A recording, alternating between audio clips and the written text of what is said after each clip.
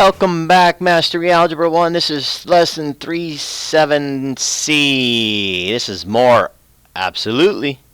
Okay, what we learned from A, B, and C with absolute value equations is every absolute value inequality with also greater than or equal to represents again two inequalities. This time combined with or.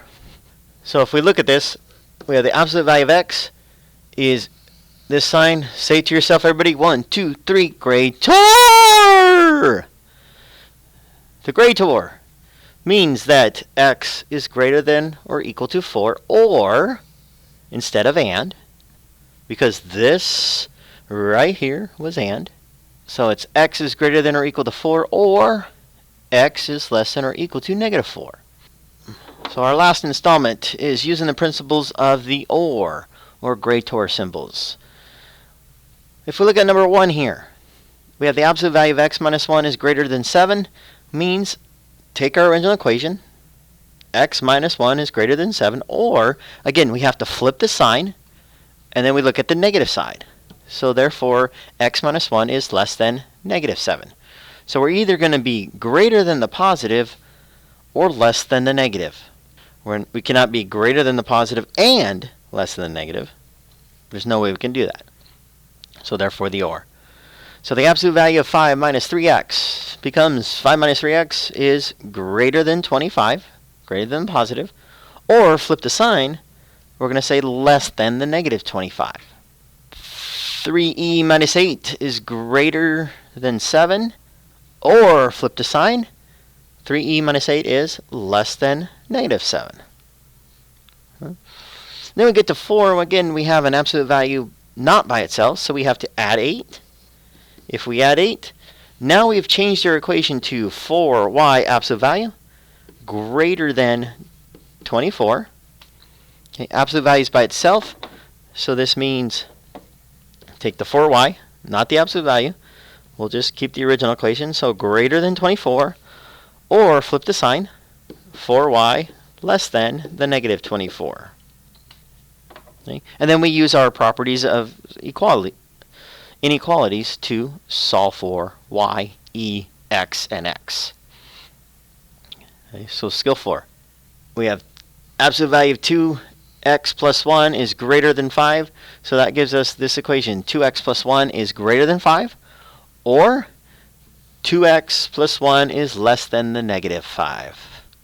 By solving, the solution set was here, x is greater than 2, or x is less than negative 3.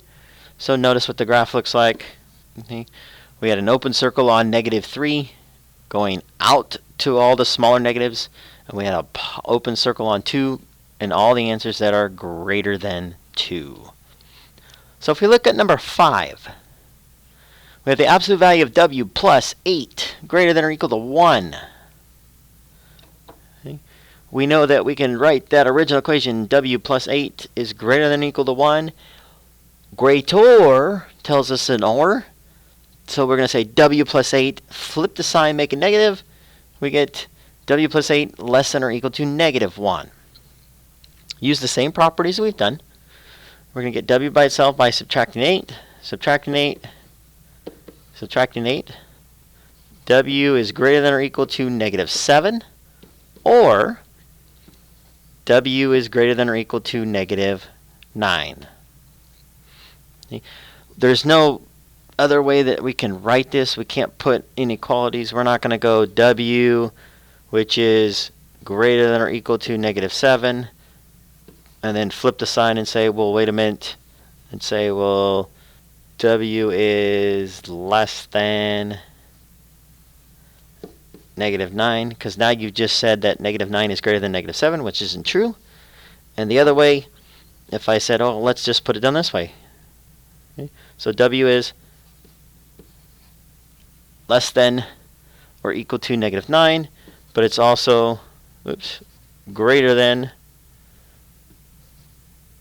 negative 7. It doesn't work. So we just write it the one way. Okay. Checking, if we graph it, both are closed circles. So we're going to go closed circle on negative 7, close circle on negative 9. Okay. Where are all my numbers that are greater than negative 7? That's all the way through 0, so that's this way.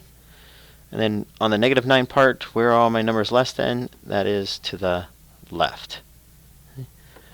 So taking something that's inside, let's check 0. So W equals 0, which should be a true solution. It's over here. So 0 plus 8, absolute value greater than or equal to 1. 8 is greater than or equal to 1, so that checks out. Let's check negative 8. So W equals negative 8. Negative 8 plus 8 is greater than or equal to 1. Is 0 greater than or equal to 1? The answer is no. So both of our checks checked out. All right. Go ahead, hit pause. Try 6, 7, and 8. Check back in a few minutes. Go.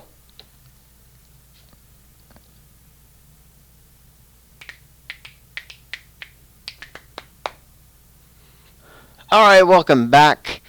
With the OR again, absolute value is by itself, so let's write our two equations. T plus 4 greater than 3 or T plus 4 less than the negative 3. Should have gotten T is greater than negative 1 or T is less than negative 7. Okay. Open circle on negative 7, open circle on negative 1, shade everything to the left of negative 7, the right of negative 1. Okay. Be sure again to show all of your checks. Okay, pick a number that's inside the solution, pick a number that's outside. So for instance, 6, choose 1, choose negative 5. Okay. For 7, 2y minus 5 is greater than or equal to 0, or 2y minus 5 is less than or equal to 0.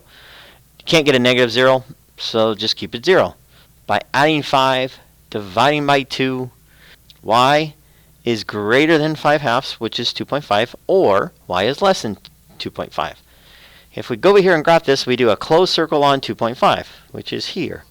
Okay, I shade everything that's greater than that and everything that's less than that. So some of you would have had a graph like this. Well, realize if the whole graph is shaded, including that 2.5, then everything is going to be a solution. So when I check, everything will work out. So what we call this is we're going to shade the whole graph. And we're going to say that what numbers can I plug in for y to make this true? This is all real numbers. All solutions.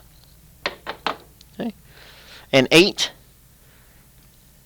we go 6 minus 3x is greater than 9, or 6 minus 3x is less than the negative 9. So we end up getting x is less than negative 1, or x is greater than 5. Okay, both open circles, 1 on 5, open circle, shade everything that's greater than 5. And an open circle on negative 1, and shade everything that's greater than negative 1. All right, we're going to skip to one more. Okay, let's skip to 10. You can go back to 9 in a second. Okay, if we look at 10, again, is the absolute value by itself? And the answer is no. So what we're going to need to do is we're going to have to figure out, well, what's attached to the y? Well, we know it's the negative 3. And what's attached to that negative 3 times that absolute value of y? And that's the 1. So let's work backwards and say, let's subtract the 1 over. We're going to get negative 3 times the absolute value, which is greater than negative 3.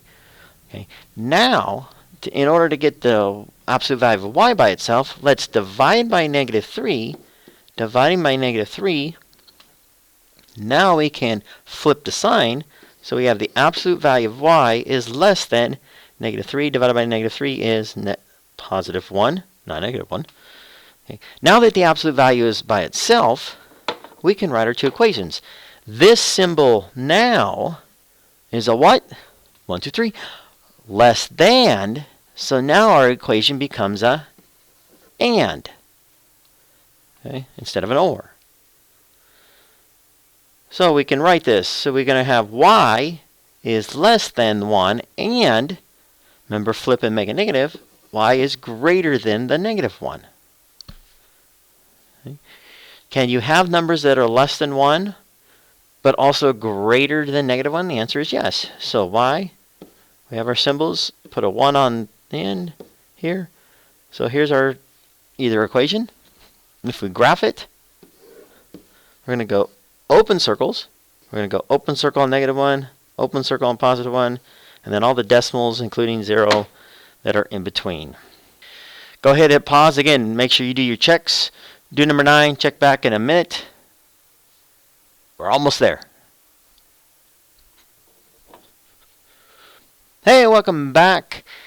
If we look at number 9, hopefully you subtracted the 8 over first. We get the absolute value of 2z is greater than or equal to 32. Okay. Now we have to write our two equations. It's a greater sign, greater than or equal to. So we're going to go 2z greater than or equal to 32, or 2z less than or equal to -32. All we have to do now is divide by 2. We get z is greater than 16. Z is less than -16.